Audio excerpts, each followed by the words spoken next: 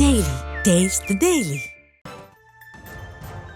பற்பல தடைகளை மீறி நீதிமன்றத்தினுடைய நெடிய போராட்டத்திற்கு பிறகு 4 கல்லூரிகளை மாண்புமிகு தமிழக முதல்வர் அவர்கள் செயல்பாட்டிற்கு கொண்டு வந்திருக்கின்றார்கள்.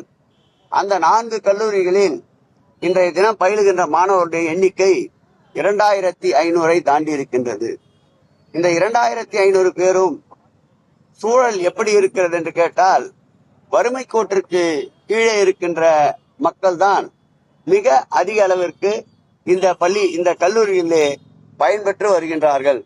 அந்த வகையில் மென்மேலும் கல்லூரிகள் வேண்டும் என்று பற்பல சட்டமன்ற உறுப்பினர்கள் கோரிக்கை வைத்த நிலையில் நேற்றைக்கு அதிமேதாவித்தனமாக நேற்றைக்கு முன்தினம் தமிழகத்தினுடைய எதிர்க்கட்சி தலைவர் அரிய பல சொற்களை சரித்திரத்தில் இடம்பெறுகின்ற அளவிற்கு சொற்களை உதிர்த்திருக்கின்றார்.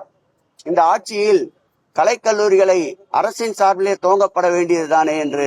ஆம், இந்த ஆட்சியில் அரசின் சார்பிலே கலைக்கல்லூரிகளை துவக்கி இருக்கின்றோம். 41 அரசு கலை மற்றும் அறிவியல் கல்லூரிகளை துவக்கிய அரசு இந்த அரசு என்பதை இந்த நேரத்தில் பெருமிதத்தோடு தெரிவித்துக் கொள்கிறோம். மாண்புமிகு தமிழக முதல்வர் அவர்களை பொறுத்தளவில் இந்து சமய அறநிலையத்துறையில் அறப்பணியே என்னவென்றால் பசிப்பினி போக்கும் அன்னதானம். முதல் பணி இந்து சமய அறநிலையத்துடைய அறப்பணி.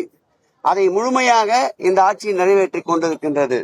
அடுத்த பணி அறியாமை நீக்கும் கல்வி பணி. அந்த கல்வி பணியையும் இந்த ஆட்சி செம்மையோடு செழுமையோடு நடத்தி கொண்டிருக்கின்றது. அடுத்து என்னவென்றால் உடற்பிணி நீக்கும் மருத்துவம். இந்த ஆட்சி பொறுப்பேற்ற பிறகுதான் 16 திருக்கோயில்களில் மருத்துவமனையை கொண்டு வந்திருக்கின்றோம். பசிப்பிணி, அறிவுப்பிணி, அடுத்தது உடல் பிணி. இந்த 3ம் ஒரு சேர நீக்குவதுதான் இறைவனுடைய அம்சம்.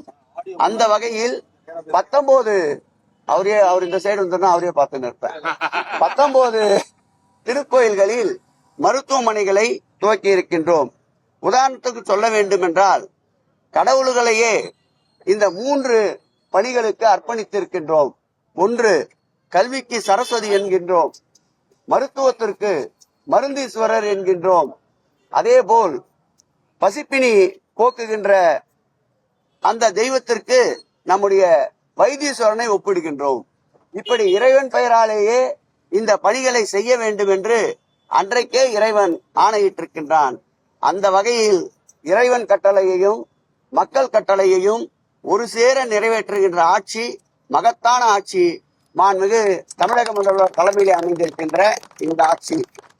நம்முடைய எதிர்கட்சி தலைவர் அவர்கள் கூறிய கூற்றுப்படி பார்த்தால், 1966ஆம் ஆண்டு சென்னை மாகாண அட்வொகேட் ஜெனரல் CP ராமசாமி தலைமையில் இந்து சமய அறநிலையத்துறைக்கு வழிகாட்டுதல் குழு ஒன்று அமைக்கப்பட்டது. அந்த குழு தந்த அறிக்கை 1962ஆம் ஆண்டு கல்வி நிலையங்களை தோற்றுவிக்க வேண்டும் என்று அன்றைக்கு அந்த குழு தந்த அறிக்கை. இவர்கள் ஏதோ உட்கார்ந்த இடத்தில் சொல்லவில்லை. இவர்கள் இந்தியா முழுவதும் சுற்றுப்பயணம் மேற்கொண்டு இந்த அறிக்கையை அன்றைக்கு ஒப்படைத்திருக்கின்றார்கள். மாண்புமிகு தமிழக முதல்வர் பொறுப்பேற்ற பிறகுதான் இந்த ஆட்சியில் மாத்திரமல்ல, சோழர் காலத்திலே கூட மிகப்பெரிய கல்விச்சாலை இருந்ததாகவும் அதில் 11 பாடப்பிரிவுகள் இடம்பெற்றிருந்ததாகவும் கல்வெட்டுகள் கூறுகின்றன.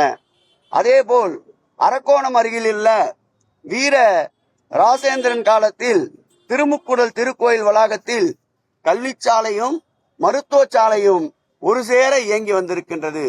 இப்படி வரலாற்றில் 1000 ஆண்டுகளுக்கு முன்பே கல்வி நிலையங்களையும் மருத்துவ நிலையங்களையும் நம்முடைய தமிழகத்திலே மன்னர் காலத்திலேயே தோற்றுவிக்கப்பட்டு இருந்தது என்பதற்கு இது போன்ற பல சான்றுகள் இருக்கின்றன.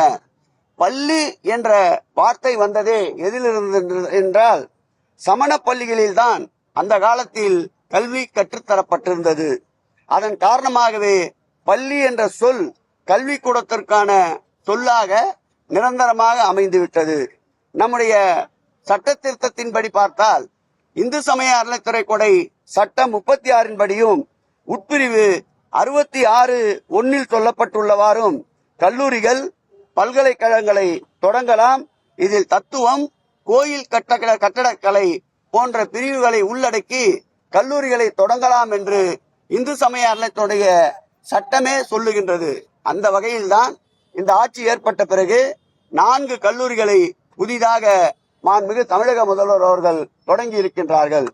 இன்னொன்றையும் சொல்ல வேண்டும் என்றால், அருகிலே இருக்கின்ற ஆந்திரா மாநிலத்திலே 7 கல்லூரிகள் பல்கலைக்கழகத்தோடு இணைக்கப்பட்டு நடந்து கொண்டிருக்கின்றன.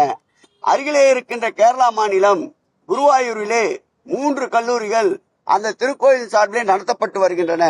இந்த நிலையில்